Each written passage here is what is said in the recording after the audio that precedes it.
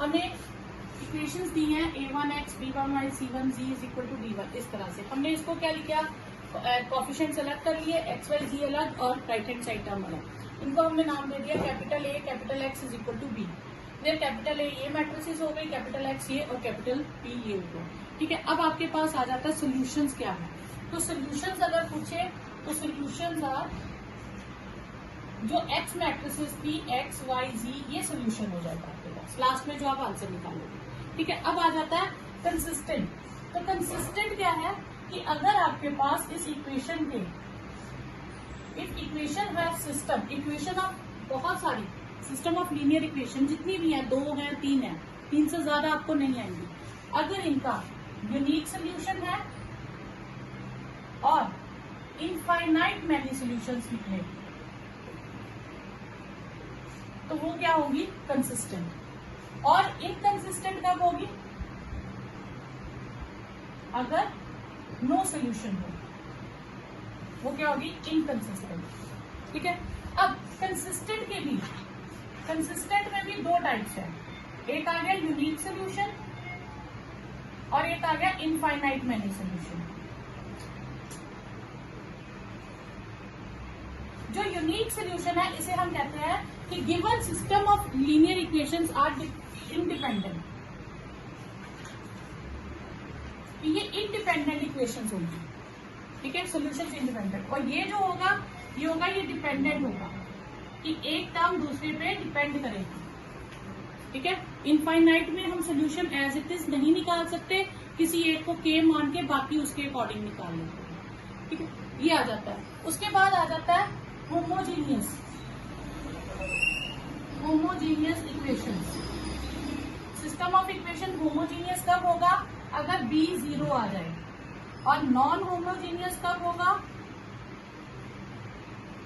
System of equation पूरा लिख लीजिएगा, सिस्टम ऑफ इक्वेशन अगर b नॉन जीरो आ जाए। ठीक है, तो b अगर नॉन जीरो आए, कोई एक टर्म भी नॉन जीरो आ जाए तो वो नॉन होमोजीनियस हो जाएगा। ठीक है, अब उसके बाद आ जाता है हमारे पास कि हम कंसिस्टेंसी और इनकंसिस्टेंसी डायरेक्ट कैसे निकालेंगे। ठीक है, गिवन सिस्टम ऑफ इक्वेशंस हमारे पास है, अगर ए डिटर्मिनेंट, हम क्या करेंगे, हम ए को स्टडी करेंगे, सिर्फ इसे हम ए को, अगर ए डिटर्मिनेंट हमारे पास नॉन जीरो आता है तो यूनिक सोल्यूशन है। ठीक है, ए डिटर्मिनेंट नॉन जीरो आएगा तो यूनिक सोल्यूशन होगा। अगर ए डिटर्मिनेंट 0 आ जाएगा फिर क्या होगा। ठीक है, तो अगर आपके पास ए डिटर्मिनेंट 0 आ जाएगा तो 2 ऑप्शंस हो जाएंगे, बाकी की बची हुई कौन कौन सी, नो सोल्यूशन और इनफाइनाइट मैनी सोल्यूशन। तो आप क्या करोगे, एडजॉइंट ऑफ ए को बी से मल्टीप्लाई करोगे, एडजॉइंट ऑफ ए को बी से मल्टीप्लाई करोगे। अगर ये नॉन जीरो आया तो नो सोल्यूशन, और अगर ये 0 आया तो इनफाइनाइट मैनी सोल्यूशन। यानी कि यूनिक सोल्यूशन कब होगा, जब ये नॉन जीरो आएगा, उसे हम कहेंगे यूनिक सोल्यूशन। ठीक है, तो जब नॉन जीरो आएगा यूनिक सोल्यूशन हो जाएगा, और जब ए डिटर्मिनेंट 0 आएगा तो 2 ऑप्शंस होगी, एक में भी नो सोल्यूशन और एक में भी इनफाइनाइट मैनी सोल्यूशन। ठीक है,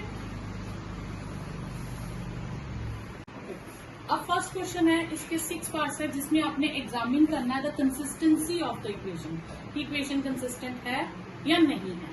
तो वो हमें कौन बताएगा, ए डिटर्मिनेंट। अगर ए डिटर्मिनेंट नॉन जीरो आएगा तो कंसिस्टेंट है।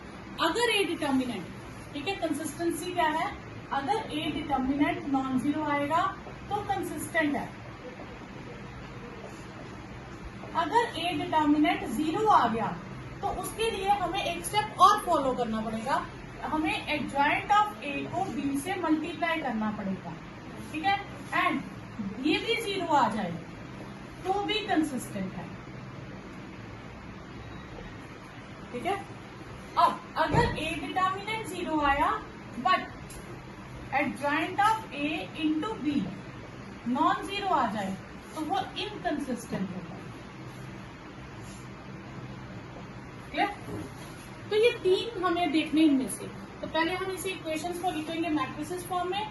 जो कॉफिशिएंट्स है उनको लेना 1 2 2 3, और इनको एक चीज का ध्यान रखना है, x की टर्म्स पहले होनी चाहिए, y की बाद में होनी चाहिए। अब आगे पीछे नहीं कर सकते हो। Then x y and 2 3। फिर हम इसे कंपेयर करेंगे ax plus is equal to b से। a आ गया हमारे पास 1 2 2 3, x कैपिटल हो गया एक्स वाई, और b हो गया हमारे पास 2 3। ठीक है, फिर a डिटर्मिनेंट फाइंड करेंगे। तो डिटर्मिनेंट के लिए हम इसे डिटर्मिनेंट में लिखेंगे। ठीक है, मैट्रिसेस सॉल्व नहीं होती, डिटर्मिनेंट सॉल्व होता है। ठीक है, तो ये आ जाएगा 3 माइनस 4 माइनस 1, ये नॉन जीरो आया, therefore equations are consistent.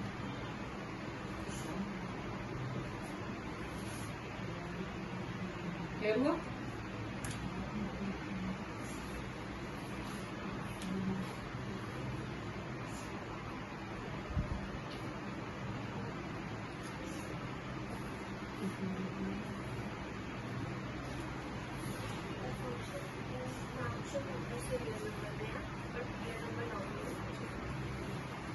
Question 2. 2x minus y is 5, x plus y is equal to 4।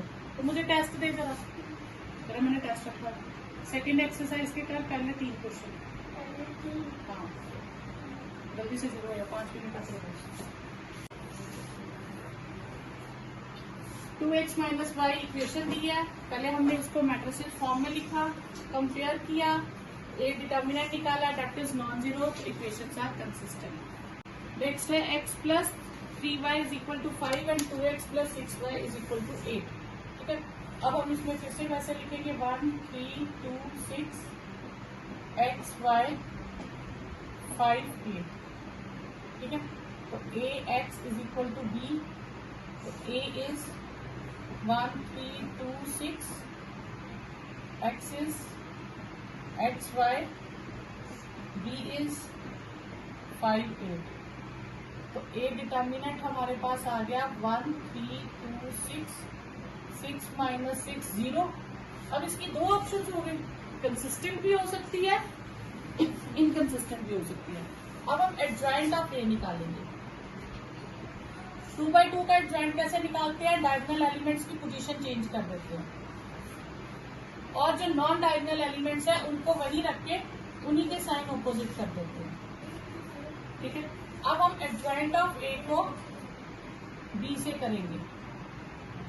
6 minus 3 minus 2 1 को 5 एंड 8 से करेंगे, तो ये आएगा 30 माइनस 24 माइनस 10 प्लस 8, ये आ गया 6 माइनस 2। ठीक है, ये तो नॉन जीरो आ गया। a डिटर्मिनेंट जीरो है, but adjoint of a into B non zero है, तो इसका मतलब ये इनकंसिस्टेंट हो गए। तो equations are inconsistent. Okay, same वैसे 1 1 1 2 3 2 a twice a with x y z 1 2 4। ये लिखेंगे ax is equal to b, compare करेंगे तो a आएगा 1 1 1 2 3 2 a twice a, b आपके पास आ जाएगा x y z, और सॉरी x आ जाएगा, b आ जाएगा 1 2 4। तो a का डिटर्मिनेंट फाइंड करेंगे सेम वैसे 1 1 1 2 3 2 a twice a, 1 3 2 a twice a, minus 1 2 2 a twice a, फिर 1 2 3 a। ये आ गया आपके पास 6a minus twice a, 4a minus twice a, twice a minus 3a, तो ये आ गया 4a minus twice a minus a, ये आपके पास आ गया a which is non zero. ठीक है, तो देयरफॉर क्वेश्चन में इसमें दिया होगा a क्या है आपके पास नीचे ही लिखा है it is non zero, therefore equations are inconsistent, sorry consistent, ठीक है, क्योंकि ए जीरो हो गया तो पूरी टर्म भी जीरो हो जाएगी, ए तो नॉन जीरो होगा, इसका मतलब नॉन जीरो। आपको इक्वेशन दी है 3x minus Y minus 2z is equal to 2y minus z is equal to -1। इसमें x वाली टर्म नहीं दी तो अब 0x लिख लीजिए, और 3x माइनस 5y इसमें z वाली नहीं दी तो 0 z लिख लीजिए, ठीक है। तो फिर इसको लिखिए 3 -1 -2 0 2 -1 3 -5 0 with x y z and 2 -1 3। तो capital A x is equal to B, A आपके पास आ जाएगा 3 -1 -2 0 2 -1 3 -5 0, ये a आ गया। फिर हम a और x हमारे पास हो जाएगा x y z और b हमारे पास हो जाएगा 2 -1 3। तो a डिटर्मिनेंट हमारे पास हो गया 3 -1 -2 0 2 -1 3 -5 0। अब इसका आप डिटर्मिनेंट निकाल लीजिए, इसका डिटर्मिनेंट सॉल्व करेंगे तो आपके पास आ जाएगा 3 के साथ आएगा 0 -5, 1 के साथ आएगा 0 + 3, -2 के साथ आ जाएगा 0 -6, ठीक है। तो ये हो जाएगा -15 + 3 + 12, ठीक है। तो ये 0 आ गया। तो अब इसका मतलब क्या हो गया, ये सिंगुलर हो गया। अब हमें क्या करना पड़ेगा, एडजॉइंट निकालना पड़ेगा, फिर उसे b से मल्टीप्लाई करना पड़ेगा। तो इसका हम अगर एडजॉइंट निकालें, एडजॉइंट के लिए हम क्या करते हैं, डिटर्मिनेंट्स लेते हैं, ठीक है। First row first column cut कर दो तो आपके पास बचेगा 0 -5 -3, ठीक है।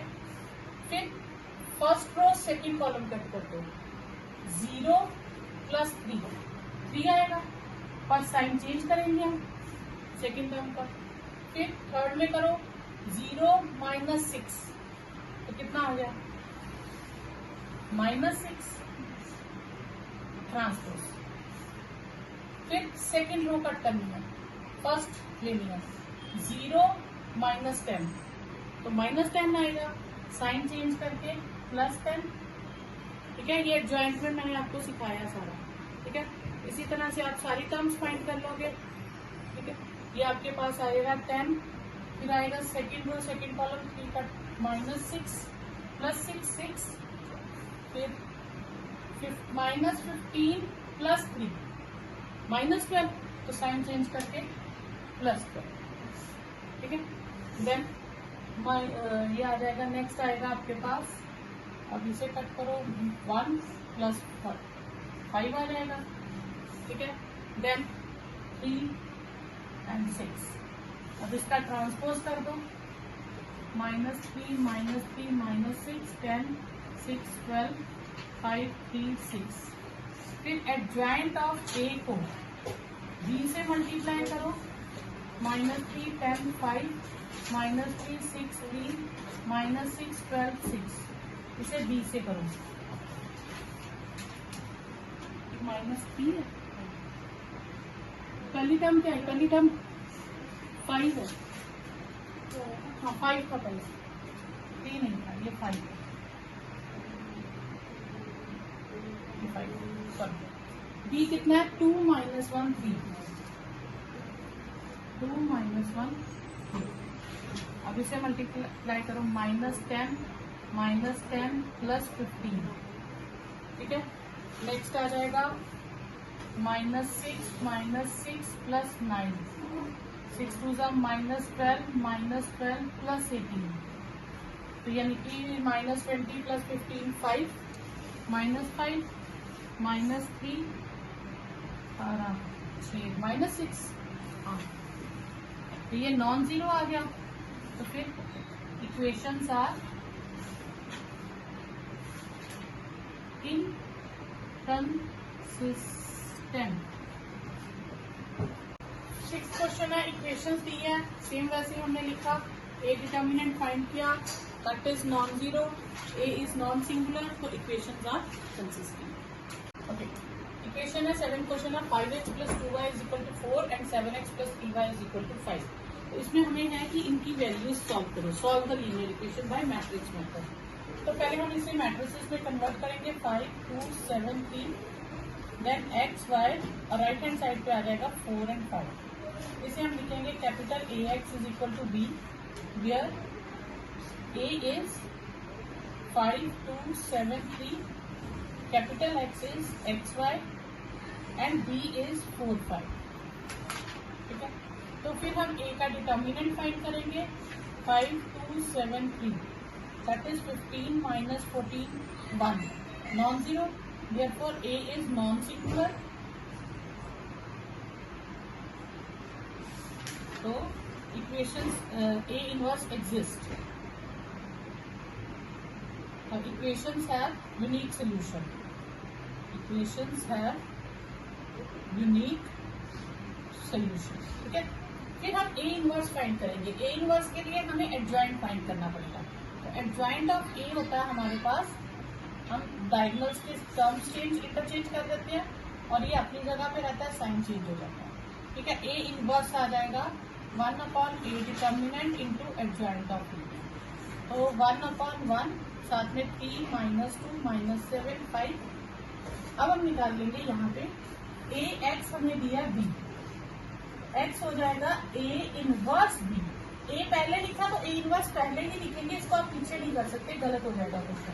तो ए इनवर्स की आप वैल्यू डाल दीजिए जो भी आपके पास, 3 -2 -7 5 और बी है आपके पास 4 5।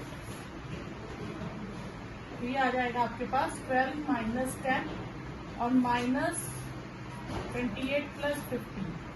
क्लियर, यहाँ तक आ गया। अब आपके पास आ जाएगा, तो x आ जाएगा 12 -10 -28 15, x आ गया, ये हो गया x और y 2 -13। तो कंपेयर करेंगे, x किसके इक्वल आ जाएगा 2 के और y किसके इक्वल आ गया 13। एक क्वेश्चन है 2x - y = -2 and 3x + 4y = 3। हमने इसको मैट्रिसेस फॉर्म में लिखा, ax = b, a ये है, x ये है, b ये है। ठीक है, फिर a डिटर्मिनेंट निकाला, नॉन जीरो आया, तो a इनवर्स एग्जिस्ट। ठीक है, यहाँ हम कह सकते हैं a इज नॉन सिंगुलर, तो इक्वेशंस हैव यूनिक सॉल्यूशन। फिर एडजॉइंट निकाला, a इनवर्स फाइंड किया, तो ax = b था, उसे a इनवर्स b लिखा, इन दोनों को मल्टीप्लाई किया, रोज को कॉलम से 4 -2 से किया और 1 को 3 से किया, 3 को -3 को -2 से एंड 2 को 3 से। तो ये आ गया -5/11 एंड 12/11। कंपेयर किया, x की वैल्यू -5/11 और y की वैल्यू 12/11। नेक्स्ट है 9th question, 4x - 3y = 3 and 3x - 5y = 7। Same वैसे ही हमने इसको मैट्रिसेस फॉर्म में लिखा, ए डिटर्मिनेंट निकाला, नॉन जीरो आया, ए इनवर्स एग्जिस्ट, फिर ए इनवर्स फाइंड किया और x को लिख दिया A inverse into B.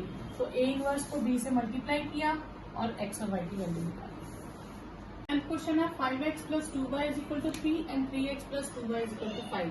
Same formula follow करना, हमने ए डिटर्मिनेंट निकाला, नॉन जीरो आया तो ए इनवर्स एग्जिस्ट, फिर ए एडजॉइंट ऑफ ए इनवर्स निकाला, देन सेम उसी को फॉलो करके हमने एक्स और वाई की वैल्यू निकाला। 11th क्वेश्चन है, ये 3/3 आ जाएगा, 3 आपके पास टर्म्स आ जाएंगी। पहले हम इन्हें मैट्रिसेस फॉर्म में लिखेंगे, ax = b, a का डिटर्मिनेंट फाइंड करेंगे, दैट इज नॉन जीरो। तो फिर हम a के एडजॉइंट के लिए हम उसके कोफैक्टर्स फाइंड करेंगे। कोफैक्टर्स कैसे करते हैं, a11 का मतलब है फर्स्ट रो फर्स्ट कॉलम छोड़ दो जो बचे, a12 मतलब फर्स्ट रो सेकंड कॉलम छोड़ के जो बचे। ये मैंने आपको पिछली एक्सरसाइज में सारा क्लियर करा है। फिर एडजॉइंट ऑफ ए, उन सब कोफैक्टर्स को लिख के ट्रांसपोज कर देंगे, ए इनवर्स आएगा 1/a determinant into adjoint of A, फिर ए इनवर्स को b से मल्टीप्लाई कर देंगे तो हमारे पास आंसर आएगा। नेक्स्ट है x - y + z = 4। Same 18 equations है, सेम उसी मेथड को फॉलो करके आपको ए डिटर्मिनेंट फाइंड करना है। फिर ए डिटर्मिनेंट नॉन जीरो आया तो नॉन सिंगुलर, फिर कोफैक्टर्स फाइंड किए, एडजॉइंट, ए इनवर्स, सेम उसी प्रोसीजर से फॉलो करना है। नेक्स्ट है आपके पास 3/3 के एक मैट्रिसेस है, पहले कोफिशिएंट्स को लिखा, ए डिटर्मिनेंट सॉल्व किया, same as it is, non zero आया, फिर ए इनवर्स एग्जिस्ट, कोफैक्टर्स निकाले, एडजॉइंट फाइंड किया, A inverse is 1/a determinant into adjoint of A, उस हिसाब से हमने x y z की वैल्यू निकाली। नेक्स्ट है same 3x3 matrices, A determinant find करके ए इनवर्स फाइंड कर लिया और एक्सिस ए इनवर्स बी से हमने एक्स वाई जी फाइंड कर लिया है। ए हमें दिया, उसने कहा फाइंड ए इनवर्स, तो पहले हम ए इनवर्स निकालेंगे। जो ए इनवर्स निकलेगा उसकी हेल्प से हम इन इक्वेशंस को सॉल्व करेंगे। तो ए हमें दे रखा है, हम पहले ए डिटर्मिनेंट फाइंड करेंगे। ए डिटर्मिनेंट आ जाएगा 2 - 3 5 3 2 - 4 1 1 -2 और इसका डिटर्मिनेंट फाइंड कर लेते हैं। ठीक है, इसका डिटर्मिनेंट आ जाएगा 2 बाहर -4 +4 -3, उसके साथ आ जाएगा -6 +4 5 3 -2। ठीक है, ये आ जाएगा, ये आपके पास सॉल्व करके आ जाएगा। क्या आ गया 0 3 -2 5 and 1 -6 + 5 that is -1 non zero. तो ए फिर हम एडजॉइंट ऑफ ए निकालेंगे। एडजॉइंट ऑफ ए के लिए को फैक्टर्स निकाल के जैसे मैंने आपको सिखाया था हम उसे ट्रांसपोज कर देंगे। हमने ए इनवर्स फाइंड कर लिया पूरा उसी प्रोसीजर से जैसे हम करते हैं, को फैक्टर्स एडजॉइंट, फिर उसका ट्रांसपोज करके ए इनवर्स आ गया, A determinant upon adjoint of into adjoint of A. तो जो मैंने मैट्रिसेस मुझे कहा था उन्होंने 3 इक्वेशन सॉल्व करनी, मैंने उसे मैट्रिसेस फॉर्म में लिखा। तो ये जो ए बनी है यही वाली मैट्रिसेस है, तो मैं इसका दोबारा से इनवर्स नहीं निकालूंगी, जो इनवर्स निकाला था वही यूज करके एक्स वाई जी की वैल्यू निकालूंगी। 16 क्वेश्चन है, उसमें हमें मैट्रिसेस में दी, स्टेटमेंट में इक्वेशन है। अनियन बीट और राइस लेके आता है तो उसकी हमें बताना कि इतने इतने केजी लेंगे तो पर केजी की कॉस्ट क्या होगी। तो हमने पर केजी की कॉस्ट मान ली, अनियन की एक्स, बीट की वाई एंड राइस की ₹z। पहले है 4 kg onions 4x, 3 kg beet and 2 kg rice, total हो गया 60। Then 2 kg onions, 4 kg beet and 6 kg rice, cost होगी 90। ठीक है, अगेन थर्ड टाइम है 6 kg onion, 2 kg beet and 3 kg rice की कॉस्ट हो गई 70। तो सेम जैसे हमने पहले 15 क्वेश्चंस किए सेम उसी तरह से हम इसको भी सॉल्व करेंगे। तो अब हमने ए लिख लिया, ए डिटर्मिनेंट फाइंड किया, नॉन जीरो आया, A is non singular, A inverse exist. फिर हमने को फैक्टर से एडजॉइंट निकाल के ए इनवर्स निकाल लिया, जिससे हमें एक्स वाई जी की वैल्यू मिल गई। तो x mean cost of 1 kg onion, 1 kg beet and 1 kg rice आ गया।